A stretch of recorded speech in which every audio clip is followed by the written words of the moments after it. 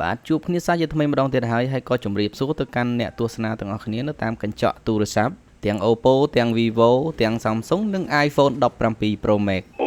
បាទដូច្នេះហើយសូមបងប្អូនដែលទស្សនាតាមកញ្ចក់ទូរស័ព្ទបាទ Oppo បាទឬក៏ iPhone 17 Pro Max បាទទាំង 1T ទាំង 2T បាទជួយ comment ម្នាក់មួយមកដើម្បីឲ្យដឹងថាអ្នកទាំងអស់គ្នាប្រើទូរស័ព្ទ model មួយណា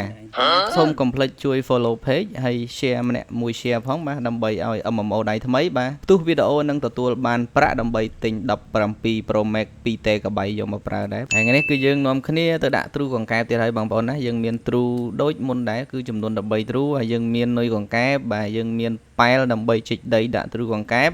ហើយនឹងកាមេរ៉ាមែន JB បាទ JB បាទឥឡូវគាត់បាត់បង់មុខរបរកាត់សក់ហើយឥឡូវគាត់ចាប់ផ្ដើមប្រកបមុខរបរថ្មីគឺ MMO ដៃថ្មី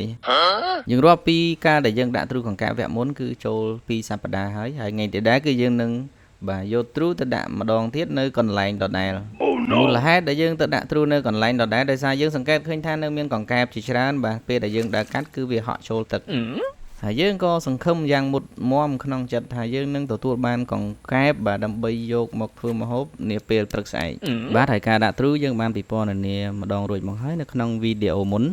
ប៉ុន្តែអ្វីដែលខុសប្លែកពីវីដេអូមុនគឺថ្ងៃនេះដែរយើងបានប្រើប្រាស់នុយប្រភេទនុយក្បាលត្រីអណ្ដែងដោយដែលខ្ញុំបានពិពណ៌នាក្នុងវីដេអូមុនអញ្ចឹងបាទប្រភេទនុយដែលជាចំណង់ចំណូលចិត្តរបស់កង្កែបគឺជាប្រភេទត្រីល្អិតត្រីចង្វាដែលយើងដាក់សាច់បានប៉ុន្តែថ្ងៃនេះដោយសារយើងមិនមានប្រភេទកូនត្រីនឹងដើម្បីធ្វើជានុយទេយើងក៏បានបាទយកក្បាលត្រីអណ្ដែងមកចិញ្ច្រាំដើម្បីធ្វើជានុយដាក់កង្កែបហើយថ្ងៃនេះគឺយើងនឹងធ្វើតេស្តប្រសិទ្ធភាពនៃការបដូរនុយរបស់យើងពីនុយកូនត្រីចង្វាទៅជានុយក្បាលត្រីអណ្ដែងម្ដងថាតើនុយទាំងពីរប្រភេទហ្នឹងគឺវាមានលក្ខណៈខុសគ្នាបែបណាតាក់ទាញកង្កែបបានកម្រិតណាបាទហើយក្បាលត្រីអណ្ដែងនេះដែរគឺយើងបានពីការឆ្អើរត្រីអណ្ដែងបាទជាងឃ្លីស្ពានក្រុងហ្នឹងគឺមានឆ្អើរត្រីអណ្ដែងលក់បាទក្នុងមួយចង្កាក់តម្លៃត្រឹមតែ 5000 រៀលតែប៉ុណ្ណោះបាទមានត្រីចំនួនប្រហែលជា6ក្បាលបើត្រីស្រស់គឺវាខ្ទង់ប្រហែលជាកន្លះគីឡូអញ្ចឹងបើបងប្អូនត្រូវការធ្វើម្ហូបអាហារបងប្អូនអាចយកទៅស្លប្រហើរយកទៅបុកម្ជូរបាទហើយយកទៅហូបផ្ទាល់ជាមួយនឹងទឹកត្រីអំពិលទុំឬក៏ទឹកត្រីសាប់ស្វាយអញ្ចឹងអាចជាវបានតាមលេខទូរស័ព្ទឬក៏មកជាវផ្ទាល់នៅផ្ទះជាងឃ្លីស្ពានក្រុងក៏បានដែរ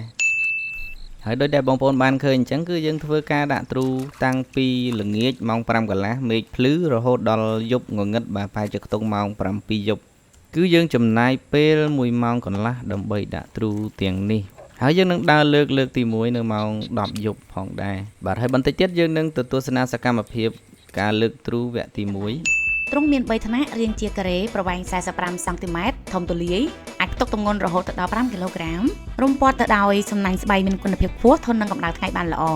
ស្បែកក្រឡាញឹកការពារពីសត្វរុយនិងសត្វល្អិតបានគ្រប់ប្រភេទមិនតែប៉ុណ្ណោះក៏អាចរក្សាទុកត្រីសាច់ស្ងួតនិងការពារការដុះផ្សិតរុយពងដាក់បណ្ដាលឲ្យខូចគុណភាពអាហារនិងប៉ះពាល់ដល់សុខភាពបងប្អូនទាំងអស់គ្នាបាទឥឡូវយើងបន្តទៅមើលសកម្មភាពក្នុងការលើកទ្រូវគ្គទី1របស់យើងនាម៉ោង 10 យប់ហើយយើងឃើញថាមានសម្លេងឆ្កែលូបាទពេញភូមិតែម្ដងបាទហើយនុយក្បាលត្រីអណ្ដែងចិញ្ច្រាំនេះគឺមិនសូវជាមានភាពតាក់ទាញកង្កែបប្រមាណទេបងប្អូនប៉ុន្តែបែរជាតាក់ទាញសមោចក្រហមទៅវិញបាទបងប្អូនឃើញហើយគឺសមោចក្រហមរោមបាទនុយយើងច្រើនមែនតើបាទហើយវាខំដៃពេលដែលខ្ញុំលុកដៃចាប់កង្កែបនៅក្នុងទ្រូនឹងធ្វើឲ្យរមាស់បាទបងប្អូនរមាស់មែនតើប៉ុន្តែយើងក៏ទទួលបានកង្កែបផងដែរបាទប៉ុន្តែមិនច្រើនដូចវគ្គមុនដែលយើងប្រើនុយកូនត្រីចង្វានោះទេយើងដើរប្រមូលកង្កែបនៅក្នុងទ្រូរបស់យើងទាំង13បន្ទាប់មកយើងនឹងធ្វើការលើកទី2នាពេលព្រឹកព្រលឹមម្ដងហើយការលើកទី1របស់យើងគឺយើងសរុបមកឃើញថាមានកង្កែបបាទចូលទ្រូចំនួនខ្ទង់7 ក្បាលដែរមានទាំងតូចបាទមានទាំងធំហើយសរុបទៅវាខ្ទង់ប្រហែលជាកន្លះគីឡូអញ្ចឹងយើងនឹងធ្វើការបន្តលើកនៅពេលព្រឹកម្ដងទៀតហើយសារទ្រូយកមកទុក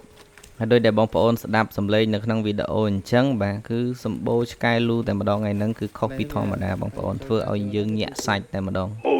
ហើយពេលព្រឹកភ្លឺកាលណាយើងក៏ចាប់ផ្ដើមដើរសំដៅទៅរកទ្រូដើម្បីសារទ្រូយកមកទុកហើយនេះគឺជាកង្កែបដែលយើងទទួលបានពីការដាក់ទ្រូទាំង13កាលពីយប់មិញយើងបានប្រហែលជាខ្ទង់ជិត1 គីឡូអរគុណបងប្អូនសម្រាប់ការទស្សនាវីដេអូនេះតាំងពីដើមរហូតដល់ចប់ជួបគ្នាក្នុងវីដេអូក្រោយ